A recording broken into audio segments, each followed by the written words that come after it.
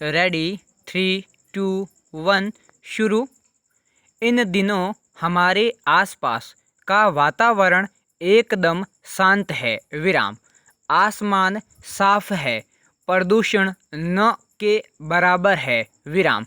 मगर हर तरफ गहरा सन्नाटा पसरा हुआ है। विराम। दरअसल पूरा देश बंदी की वजह से सुन सपाटे में जी रहा है। विराम। ऐसे शांत और नीरव वातावरण में सुबह सुबह अचानक कुछ मधुर आवाज़ों से नींद खुल जाए तो आश्चर्य होना स्वाभाविक है। विराम। जब बिस्तर पर पड़े पड़े मैंने बालकनी से आ रही आवाज़ों को ध्यान से सुना तो कुछ अजीब सा लगा। विराम। थोड़ा गौर से सुनने पर ऐसा लगा कि अरे ये तो जानी पहचानी आवाज़ें हैं। विस्मय सूचक चिन्ह। मैंने धीरे से चादर हटाई और दरवाजे के पास जाकर बालकनी में झांक कर देखा तो आश्चर्य का ठिकाना न रहा। विराम। बालकनी में 8-10 गौरैयों का एक झुंड अपनी मधुर चहचहाहट से पूरे वातावरण को गुंजायमान कर रहा था। विराम। मैं खामोशी से बड़ी देर तक गौरैया के उस झुंड को जी भर के निहारता रहा। विराम।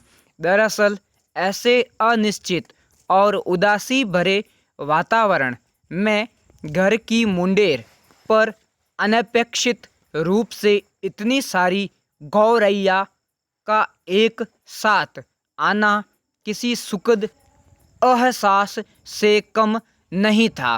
विराम पैरा। ये एहसास इसलिए भी अलग था कि आजकल हमारी अपनी देसी चिड़िया यानी गौरैया कंक्रीट के जंजाल में बसे महानगरों की बसाहट में एक लुप्तप्राय प्राणी की श्रेणी में दर्ज हो चुकी है। विराम। लिहाजा ऐसी विपरीत परिस्थितियों से सामना करते हुए अपना अस्तित्व बनाए रखना उसके लिए बहुत कठिन और चुनौती भरा साबित हो रहा है। विराम। पर चुनौती भरे इस कठिन समय से करीब 2-2.5 दशक पहले एक वह दौर था जब वातावरण इतना कलुषित नहीं था। विराम। आसमान में प्रदूषण कम था। विराम। हरे भरे पेड़ों की बहुतायत थी। विराम। पानी की कमी नहीं थी और चारों तरफ हरियाली का साम्राज्य था। विराम। ऐसे स्वच्छ और निर्मल वातावरण में गौरैया अब हमारे घरों के आसपास बहुतायत में पाई जाती थी। विराम। घर आंगन बालकनी छत की मुंडेर पर फुदकते हुए वह बरामदे के किसी सुरक्षित ऊपरी कोने या घर के अंदर कमरे में पंखे के ऊपरी ढक्कन में पड़े इत्मीनान से अपना घोंसला बना लेती थी। विराम। इसके साथ ही वह घर के किसी सदस्य की भांति पूरे घर में बड़े अधिकार पूर्ण तरीके से इधर से उधर धमाचौकड़ी मचाती रहती थी। विराम। यानी वह हम पर भरोसा रखती थी कि हम उसका कोई अहित नहीं करेंगे। विराम। हम भी अपने घर के सदस्य की भांति उसका ध्यान रखते थे। विराम पैरा। मगर समय बदला, परिस्थितियां बदलीं और गौरैया सनह सनह हमसे दूर होती चली गई। विराम। हमने भी अपने व्यस्त जीवन की आपाधापी में उसे पास लाने के लिए कोई विशेष प्रयास नहीं किए विराम। हालांकि वह भी एक समय था जब हमारे घर के बड़े बुजुर्ग इन पंछियों का विशेष ख्याल रखते थे विराम। उनके लिए अपने घर आंगन या छतों पर दाना पानी की व्यवस्था किया करते थे विराम। मेरी आई विदिन ब्रैकेट माँ भी उन्हीं में से एक थी विराम। सुबह उठते ही घर के आंगन में गौरैया के लिए 2-3 मुट्ठी दाना विदिन ब्रैकेट चावल डालना उनकी दिनचर्या का अनिवार्य हिस्सा था विराम। यह 80 के दशक के मध्य का समय था विराम। उस समय हम लोग इंदौर की एक बड़ी कॉलोनी में रहते थे विराम। नगर का अंतिम छोर होने की वजह से वहाँ की बसाहट कुछ ऐसी थी कि रहने के लिए मकान छोटे हुआ करते थे, लेकिन आसपास ज़्यादा खुली जगह छोड़ी जाती थी विराम।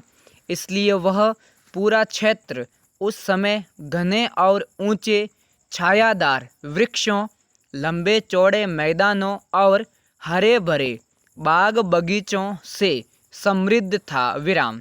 वहाँ लगभग हर घर में बड़, पीपल, नीम, आम, जामुन, नींबू, पपीता आदि के वृक्ष बहुतायत में लगाए जाते थे विराम पैरा।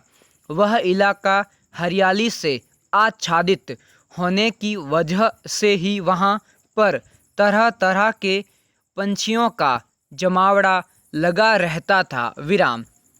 गौरैया के झुंड उन वृक्षों पर धमाचौकड़ी मचाते हुए हमारे घर आंगन में फुदकते रहते थे विराम। आई उनका विशेष ख्याल रखती थी विराम। बचपन में मेरे लिए गौरैया का इतनी बड़ी तादाद में एक साथ आकर दाना चुगना विशेष कौतूहल पैदा करता था विराम। आज ऐसा लगता है कि काश उस समय मेरे पास ऐसे विहंगम दृश्य को कैद करने के लिए कोई वीडियो कैमरा होता, तो आज उन दृश्यों को बार बार घुमा कर उन पुराने दिनों की यादों में खो जाता विराम, जब ऐसे शांत और सुकूनदेह वातावरण में समस्त पंछी निडर होकर उन्मुक्त रूप से विचरण किया करते थे। ऐसे में सारा जहां उनके लिए अपना घर हुआ करता था विराम। लेकिन अफसोस, आज तो सारा जहां असहाय, उदास, अकेला, किसी अनहोनी खामोशी के आगोश में निशब्द डूबा हुआ है विराम। पर पूरे जहां में इतनी खामोशी और सन्नाटा होने की वजह से इन पंछियों को ऐसा लगा होगा कि आज उनकी राह में किसी प्रकार की कोई रुकावट नहीं है विराम। यही वजह है कि आज गौरैया का झुंड अटखेलियाँ करता हुआ मेरी बालकनी तक आ पहुँचा है विराम। पर ऐसे संकट काल में एकाएक इतनी सारी गौरैया का आ जाना हमारे लिए दूर कहीं क्षितिज में आशा की किसी नई किरण के उदय होने जैसा है। पूर्ण विराम।